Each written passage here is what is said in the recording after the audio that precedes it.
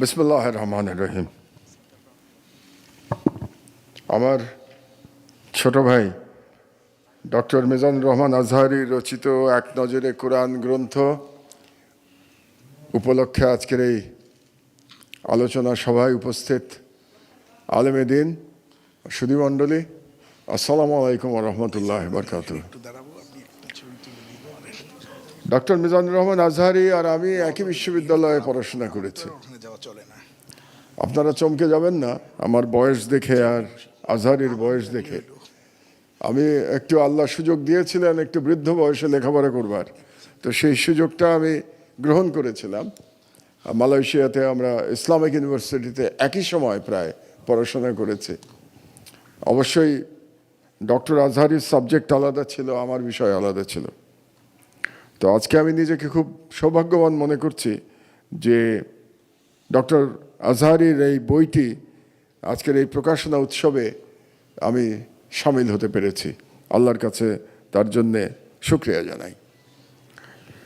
তো এটি একটি চমৎকার বই এই জন্যে যে বইটিতে কোরআনের সার নির্যাস বর্ণনা করবার চেষ্টা করেছেন ডক্টর আজহারী। আল্লাহ যেন তার এই প্রচেষ্টা কবুল করেন। আপনারা জানেন আমি দীর্ঘদিন জেলে ছিলাম। বিগত সরকারের আমলে 5 বছর আর সার্জিসদের সরকারের আমলে 5 দিন। তো 2 সরকারের আমলেই আমার জেলে থাকার সুযোগ হয়েছে এবং জেলে আমি সময় কাটাতাম প্রধানত পড়াশোনা করে। সেই পড়াশোনার মধ্যে সেকুলার পড়াশোনাও ছিল আর ইসলামের পড়াশোনাও ছিল। বিশেষ করে ইসলামের ইতিহাস পড়তে আমি খুব পছন্দ করি এবং ইসলামের ইতিহাস আর কোরআন, তাফসীর, হাদিস এগুলো পড়ি। আমি সেই ইসলাম সম্পর্কে আপনাদের সামনে আলোচনা করার ধৃষ্টতা রাখি না, কারণ ইসলামের কোরআন, তাফসীর, হাদিস এগুলো সম্পর্কে আমার জ্ঞান অত্যন্ত সীমিত। তো একটা কথা বলে রাখি যে আগামীতে যদি আবার আল্লাহ না করুক কিন্তু জেলে যেতে হয়, তাহলে অবশ্যই আমার বইয়ের তালিকায় এক নজরে কোরআনটা থাকবে। এটা বলে রাখলাম ডক্টর মিজানুর রহমান আজহারীকে যে এটা জেলে গিয়ে পড়বো। তার মানে এটা না যে জেলের আগে পড়বো না, জেলের আগেও পড়বো, তবে জেলে গিয়েও পড়বো, এটা বলে রাখলাম ডক্টর আজহারীকে। আমি মনে করি একটা চমৎকার উদ্যোগ, চমৎকার প্রচেষ্টা এবং সত্যায়নকে আমি ধন্যবাদ জানাই এমন একটা প্রচেষ্টা নেয়ার জন্যে। এবং বিশেষ করে আমরা মিজানুর রহমান আজহারীকে জানি যে তিনি অত্যন্ত জনপ্রিয় বক্তা, এই সময় অত্যন্ত জনপ্রিয় তাফসীরকারক এই বর্তমান সময়। কিন্তু তিনি চমৎকার বইও লেখেন, এটা বাংলাদেশের জনগণ জানতে পারবেন। আমি জানতাম আগেই, কারণ তিনি পিএইচডি করেছেন। পিএইচডি করতে হলে একটা বিশাল থিসিস লিখতে হয়, তো এই থিসিসটি তিনি লিখে এসছেন এবং আরও বইপত্র লিখেছেন। তবে এই বইটার মাধ্যমে তিনি বাংলাদেশের আপামর জনসাধারণের কাছে যেতে পারবেন, এই জন্যে তাকে আমি ধন্যবাদ এবং শুকরিয়া জানাই। আর আজকের বক্তব্য আমি খুব দীর্ঘ করব না, দীর্ঘ বক্তব্য দেওয়ার এটা জায়গাও না। তবে একটি খুব গুরুত্বপূর্ণ কথা আপনাদেরকে বলতে চাই, যেহেতু এখানে আলেমে দ্বীনরা উপস্থিত আছেন এবং আপনারা সবাই খুব জনপ্রিয় যার যার জায়গায়। বাংলাদেশের একটা পরিবর্তন সাধিত হয়েছে মহান জুলাই বিপ্লবের মধ্য দিয়ে এবং সার্জিসদের মতো তরুণদের আত্মত্যাগের মধ্যে দিয়ে। কিন্তু আপনাদেরকে একটু স্মরণে রাখতে বলি যে আমাদের বিপদ কিন্তু এখনো শেষ হয় নাই। আমরা যদি মনে করি যে জুলাই বিপ্লবের মধ্যে দিয়ে, আধিপত্যবাদের পরাজয়ের মধ্য দিয়ে আমরা বিপদমুক্ত হয়ে গেছি, ব্যাপারটা কিন্তু সেরকম না। এবং আপনারা জানেন যে দেশের অভ্যন্তর থেকে এবং দেশের বাইরে থেকে এই বিপ্লবকে ব্যর্থ করে দেওয়ার জন্য ষড়যন্ত্র চলছে।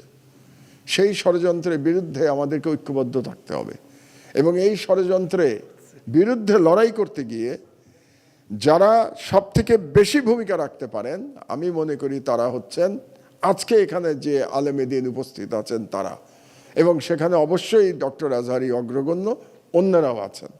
কারণ আমি এই কথাটি অনেক জায়গায় বলেছি, বাংলাদেশে মমিন মুসলমান যাদের নেতৃত্ব দিচ্ছেন আলেমে দ্বীনরা, তারা যদি ঐক্যবদ্ধ থাকতে পারেন তাহলে বাংলাদেশের স্বাধীনতা কেউ ছিনিয়ে নিতে পারবে না। কাজে আপনাদের মধ্যে ঐক্যটা অত্যন্ত গুরুত্বপূর্ণ। আর একটা হচ্ছে, যেহেতু আপনারা মাহফিলে যান, আপনাদের কথা লক্ষ লক্ষ মানুষ শোনে। আজহারীর এক একটা মাহফিলে জায়গা দেওয়ার জায়গা থাকে না, এত মানুষ শোনে, এত মানুষ শ্রদ্ধা করে। আপনাদের প্রতিটি কথা অত্যন্ত গুরুত্বপূর্ণ, প্রতিটি কথা অত্যন্ত মূল্যবান।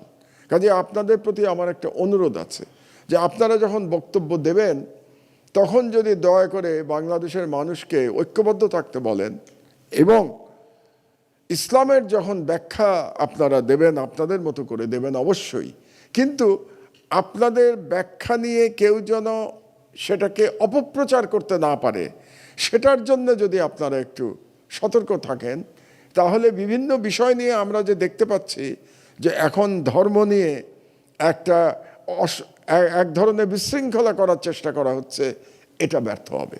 কারণ এই বিশৃঙ্খলা করার যে চেষ্টা হচ্ছে, এটাও করা হচ্ছে জুলাই বিপ্লবকে নস্যাৎ করে দেওয়ার জন্য।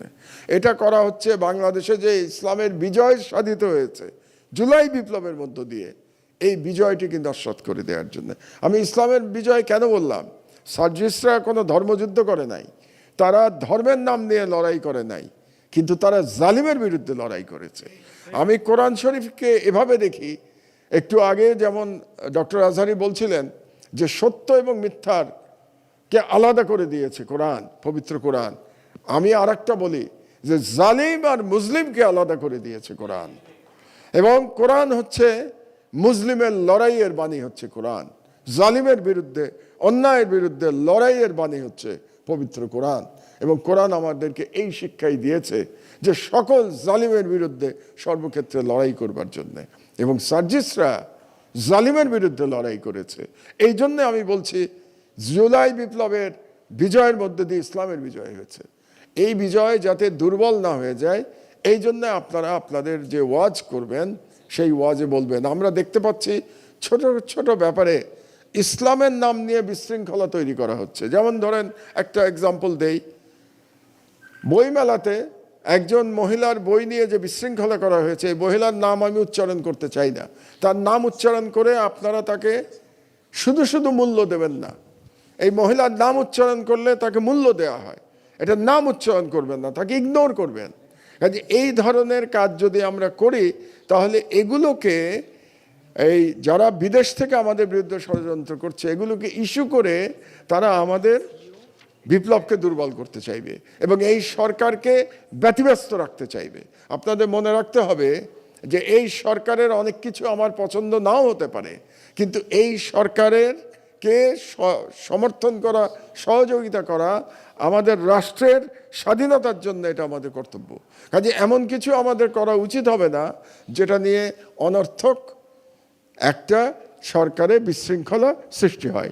কাজেই এই আহ্বান রেখে এবং ডক্টর আজহারীকে তার এই চমৎকার বইয়ের জন্য অভিনন্দন জানিয়ে এবং উত্তরোত্তর সাফল্য কামনা করে আল্লাহর কাছে আমার বক্তব্য শেষ করছি। আল্লাহ হাফেজ। বাংলাদেশ জিন্দাবাদ।